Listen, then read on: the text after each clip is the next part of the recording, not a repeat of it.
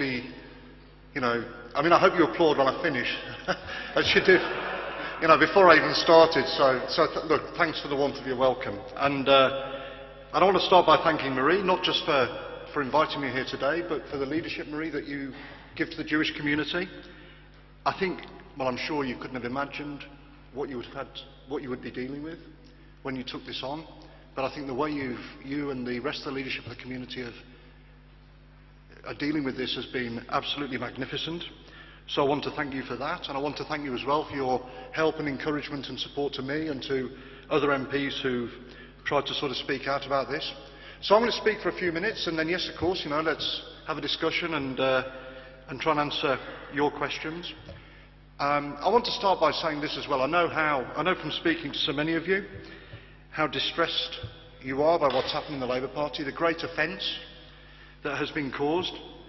And I want to say how sorry I am that people like me in the Labour Party, I think it was our failures that allowed this to happen, that allowed Corbyn to take control of the party.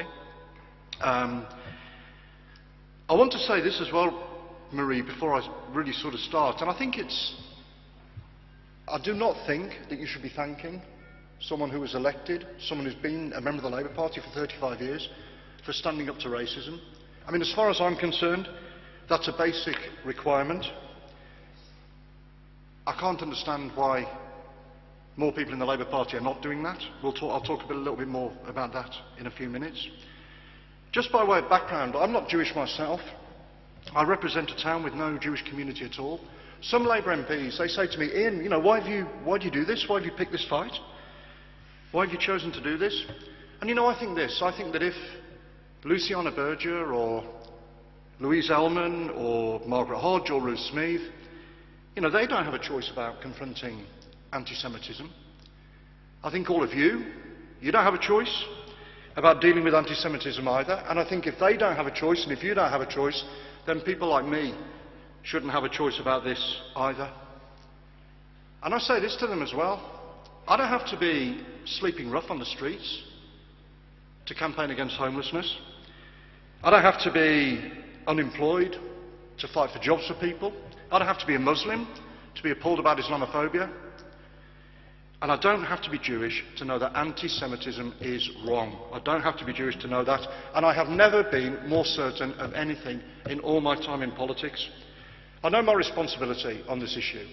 I think it's a basic question of decency and fairness, of what's right and what's wrong. And I know my responsibility, and I know whose side I'm on this. As Marie said, I've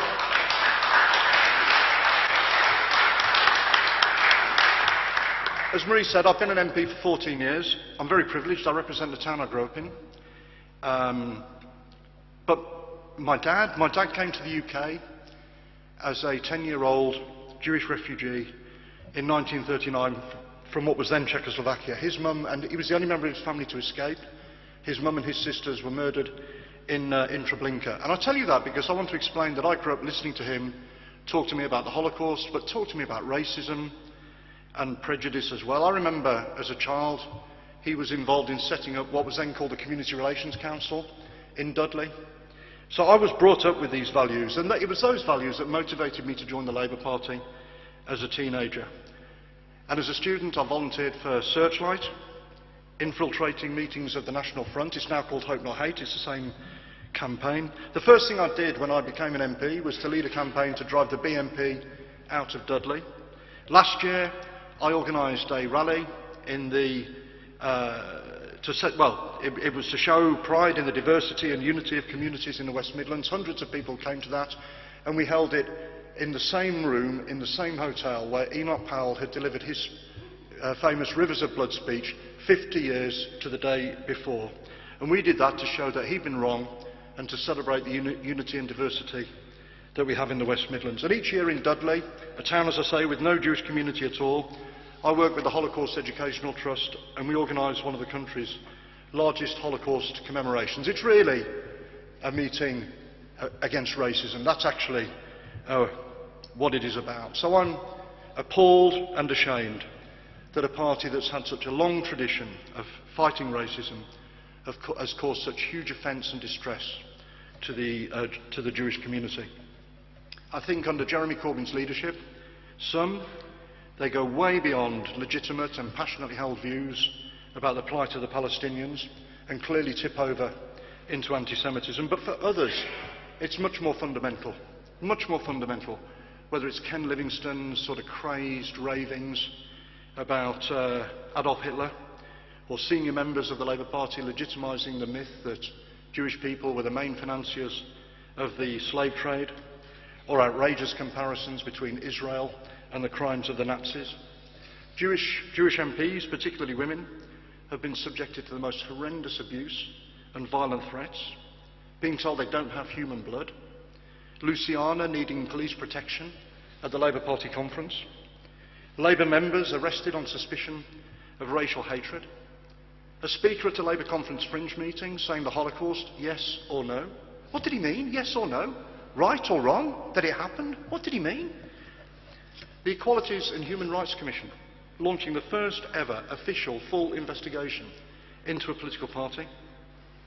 And let's not forget that a year or so ago, the crisis was sort of heightened and deepened by the shocking discovery that Jeremy Corbyn had defended a grotesque racist mural on a wall in East London, and that had nothing to do with Israel at all. Imagine what they'd be saying. Imagine what he would say if a senior member of another political party had defended a grotesque racist caricature about any other group of people.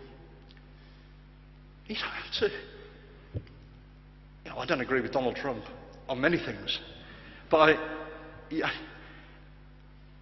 don't have to agree with Donald Trump to wonder what gives Jeremy Corbyn and the rest of them the right to criticise him or anybody else for racism. I think they have destroyed Labour's moral authority to raise these issues. And I was proud a year or so ago, Marie, to stand with you and so many others at that remarkable demonstration, that rally in Parliament Square. I think that changed the way this issue was seen by lots of people. Sadly not, of course, by the leadership of the Labour Party.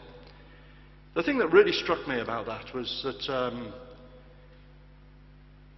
I think lots of you will probably know Susan Pollock. She was born in 1930 in Hungary. She was imprisoned in Auschwitz as a teenager. The first time I met her, she now spends her time travelling the country, talking to colleges and schools about racism, working with the Holocaust Educational Trust. And the first time I met her was when she came to talk at our commemoration in Dudley. But the second time I met her was at that demonstration. Here's a Holocaust survivor, someone who's been in Auschwitz, and the first demonstration in her life was against the Labour Party. How could everybody not in the Labour Party not be so ashamed about that? Absolutely, absolutely appalling. Now lots of this, of course, it was predicted years ago. Lots of this it was known about. We all knew about Ken Livingstone's long history of causing offence to Jewish people. I was writing articles in 2015 in the leadership election, warning people about Corbyn's extremism, how he called Hamas and Hezbollah friends. All of this, he's being paid to appear on Press TV, defending Stephen Sizer, links with Paul Eason. All of this was known about before. Last year, even after that demonstration, there was a long argument about adopting the standard internationally accepted definition of anti-Semitism, even with the chief rabbi. 68 rabbis. I mean, I don't know an awful lot about the sort of different strands of religious Judaism, but I do understand that uniting 68 rabbis from all these different wings is a sort of remarkable achievement for the Labour Party to have managed. But you and all the other communal organisations, all uniting, pleading with the Labour Party to adopt the IRA definition. And even after that, Jeremy Corbyn still thought he knew more about anti-Semitism than all of you, insisting on extra caveats, he wanted to insert a phrase which said, it should not be, quote, regarded as anti-Semitic to describe Israel, its policies or the circumstances around its foundation as racist, directly contradicting the IRA examples. And the truth about Jeremy Corbyn is this: he is much angrier with the people who complain about racism against Jewish people than he is with the people responsible for it.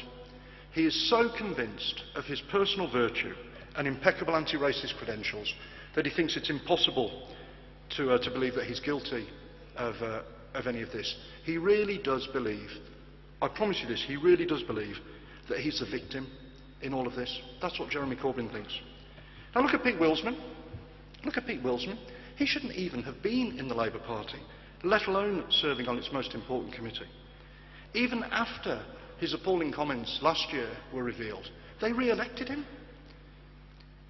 And it's now been more than a fortnight since he was revealed to have said that the allegations about anti-Semitism were all lies whipped up by the Israeli embassy. And he's still not being kicked out. He's still not being kicked out. Look at the candidate in Peterborough. Not just accidentally liking a comment about Zionist slave masters, whatever they may be, but approving a message claiming Islamic extremists were created by the CIA and Mossad, and signing a letter opposing the adoption of the IRA definition. Now, I think there are 2 points I want to make about this.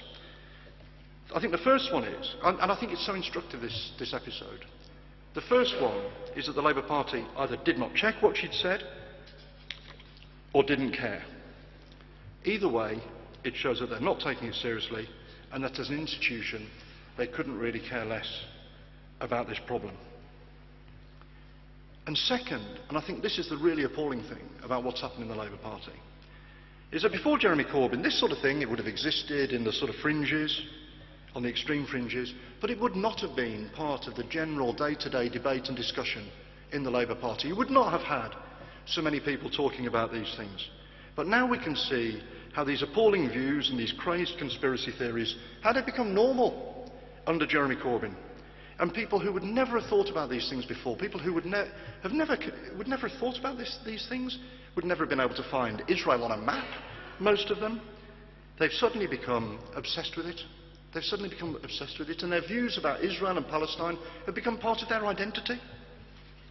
And you look at how they deal with it. As I said before, Pete Willsman's still a member. Chris Williamson, suspended 110 days ago, but still a member of the Labour Party. Look at how long it took to deal with Ken Livingstone. I think we have to keep showing people the truth about Jeremy Corbyn and the people around him. We have to keep showing them how the Labour Party has changed. That's the theme of all the articles I write and all the speeches and interviews I make, how they're completely outside Labour's mainstream traditions. And I think it's certainly not, I think it's not good enough. I think what's happened here is that they have taken over the Labour Party and they want to turn it from a mainstream social democratic party into something very, very different. It's got a different leadership, different policies, different values. And I think the question for Labour MPs is how long they're going to put up with this and what they're going to do to oppose it. They're going to have to decide whether they can really knock on people's doors and tell them Jeremy Corbyn should be Prime Minister. In the end, that's what it's going to come down to. And that's the question they're going to have to ask themselves. Sure, you know, I put up with it for long enough. But I do think Labour MPs are going to have to face up to this question. And I don't think it's enough, you know, to issue a few angry tweets or to come up and tell me or people like me privately that they understand why we left or that they disagree with Jeremy Corbyn. I think it's certainly not good enough to come to Jewish community events or to meet any of you privately and to assure you that they're on their side, but they're not, whilst not speaking out publicly and whilst not doing everything they can to rid the Labour Party of this poison. Some of them even serving as part of his front bench team, even in the shadow cabinet, actively helping him become Prime Minister. I think we're long past this point. Surely they know in their hearts that he's allowed the party to be poisoned by racism and extremism, that he has said and done things which are racist themselves, that he's completely unfit to lead the Labour Party, certainly unfit to be our country's Prime Minister. The majority of them, they know that. That is why they voted against him in a motion of confidence. And if you're not in politics to stand up and to tell the truth and to do the right thing on something as fundamental as racism, why are you in politics at all? Now, I'm not saying they should all do what I've done and sort of leave immediately, but I think they should certainly be doing much, much more to return the party to sanity and decency. Before I left the Labour Party, I was told by countless people, look Ian, you've got to stay and fight. I said to them, well, that's fine, but you better start fighting. I didn't stop fighting when I left the Labour Party. I didn't walk or run away from this battle. I left the Labour Party to draw attention to what was happening and to encourage others to step up and take responsibility and to do the decent thing. I think there are just three things I really want to say before I stop and sort of take some questions. And the first one is this. I would say do not underestimate the support out there amongst the general public for the Jewish community. Even in Dudley, a town with no Jewish people at all, people stop me in the street, come up to me at community events, or if I'm in a cafe. I was in the dentist actually. The dentist said to me, he said, I don't know much about politics, but I've seen the things you've been saying, and I completely agree with you. The truth is, I have never had so many supportive emails, letters and phone calls, people telling me that I'm right and to keep going. Decent British people, they know that racism is wrong. They know that racism is wrong, and they might not know the history, the theory, the detail of anti-Semitism, but they know something's gone wrong in the Labour Party. The second thing I would say is this. I think your campaign against this has been remarkable. The demonstration that you organised, I think that was a game changer. I think the discipline and the clarity of your message has been so important. I think last year showed the value of the Jewish community's unity of message, and I think it's really crucial to keep that discipline and that unity. And the third thing I just want to say is this. I want to promise all of you that I'm going to be standing right by you every single step of the way as we fight this evil and try to drive this poison out of politics for good. Thank you very much.